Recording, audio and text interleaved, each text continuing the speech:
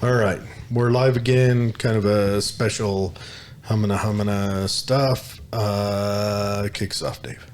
Are you sure? Stand by for one moment. Ladies and gentlemen, I don't know if we're live yet, Jared. Really? Oh, no. All right, we weren't live. Told you I was so. teasing. All right, now we're live. Okay, this is the real deal. Ladies and gentlemen, welcome to another happy moment where we're going to tell you about the news. Something breaking has just happened, and if we had splashing graphics and fancy noises and vibrations, who could do that stuff. Anywho, Jared, check this out. We might be having a recall for inactive ready reservists. If you are on Cupid.com looking for a Ukrainian wife, or if you just speak Russian, what the heck? Biden signed an order to call up 3,000 troops for Operation Atlantic Resolve in Europe. It sounds like a lovely little operation, Atlantic Resolve. Yeah. I feel like I'm going to eat salmon and caviar. Yeah, I want to see if I can dig something up on it. Atlantic Resolve. Yeah, so we just heard about this very moment, and we were talking about it, and Jared's like, hey, David, are you 4 years out at least? Yes, I am. So I won't be going anywhere, I hope. But, okay, here we go. Who might? We don't know. We know people who have just gotten out. And yeah, my brother, I think he's out 3 years. I think you're in active ready reserve for 4. The military likes to run their terms on 4-year gaggles.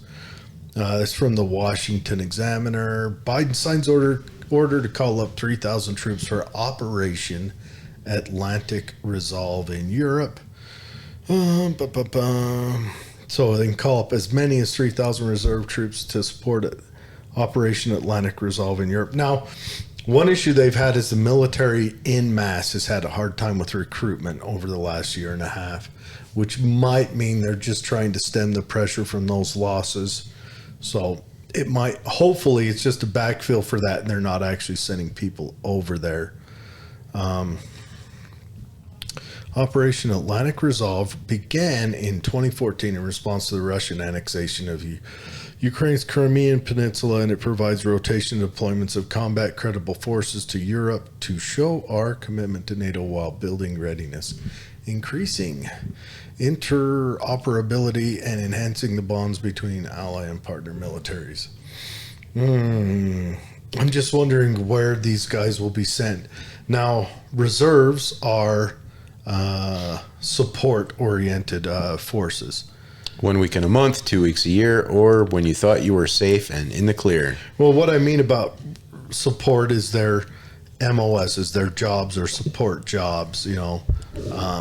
So this could be that maybe they're going to reinforce with more combat forces from the regular army, maybe pull regiments and companies and reinforce over there just to up numbers. But they're sending reserve forces over to support, or maybe if the military is having a hard time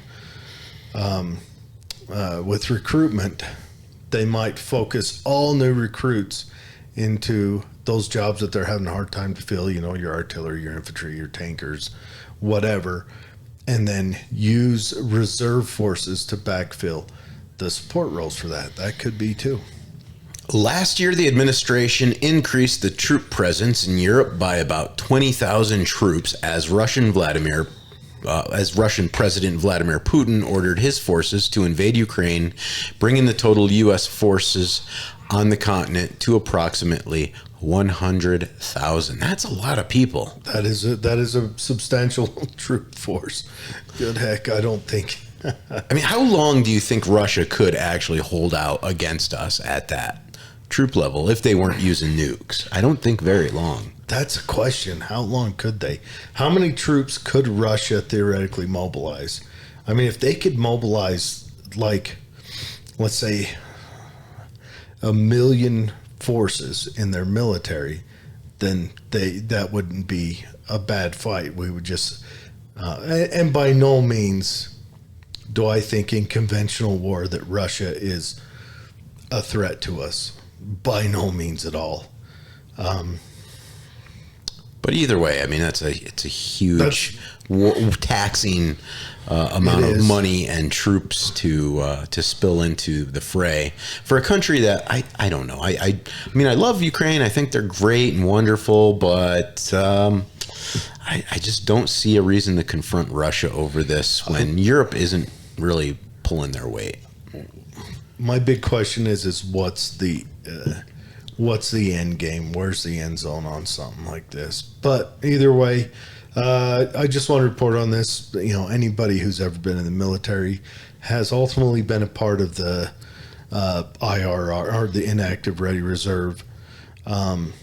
It's just something that they naturally move you to when your term of service is up, unless you go into, you know, the reserves, the actual reserves or ready reserves. But I also heard that he called up the ready reserves and not the inactive. So yeah, he called them both. He called them both. Yeah. So he even called some inactive up, huh? I guess so. God, that'd suck to get that call. I don't know, but they're going to Europe. It's not like they're going to some awful place. Europe wouldn't be too bad. Yeah, I mean, you're hanging out in Poland, eating Polish food in the rear with the gear. Hopefully. But anyways, I don't know. I guess there might be further reports on that. We just wanted to call up real quick to talk about that. Man, it's turned out to be a sketchy time. You know, hopefully it's not like that old World War III everyone threatens all the time.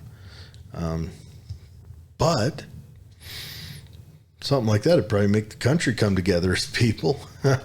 Well, we do have inflation at all-time highs, and the economy could use a little bit of an injection. So let's just throw the next generation of young tucks right into the meat grinder and see what we can rub together for 2 cents, I suppose. I mean, that's what happens when you elect Democrats, I think, but that might be just a personal feeling. That's where we're at. Anyways, we just wanted to chat about that. I don't know if any of you guys have thoughts on it or, you know, comments, whatever. But, you know, I don't know. Fingers crossed. Hopefully we don't see a lot of trouble or damage over there. And, we'll be back. Are we on tomorrow with anyone? I'll have to double check that one, Jared. All right. It's crazy. We don't know if we're coming or going right now because all the different local elections, we're trying to run them all through. We had a great chat with Celeste today. A very intelligent lady, thoughtful. I'm not, you know, saying you have to vote for her, but she was intelligent. Of course, you know, Brad down there with the Libertarians, very intelligent, another guy like. So I don't just have to see where all this goes, but you know, I don't know, big field. And of course we've still got the Forward Party to get on. Is there a Green Party person? I haven't seen a Green Party. None of those. Yeah, maybe watermelons don't do so good in this Utah weather. I don't know. They never do too good lately anyway. Anyways, you guys have a good one. Maybe we'll see you tomorrow, maybe we won't, but we're going to keep grinding and try to get everyone that's on the county ballot through, and of course everyone that's on the congressional ballot through.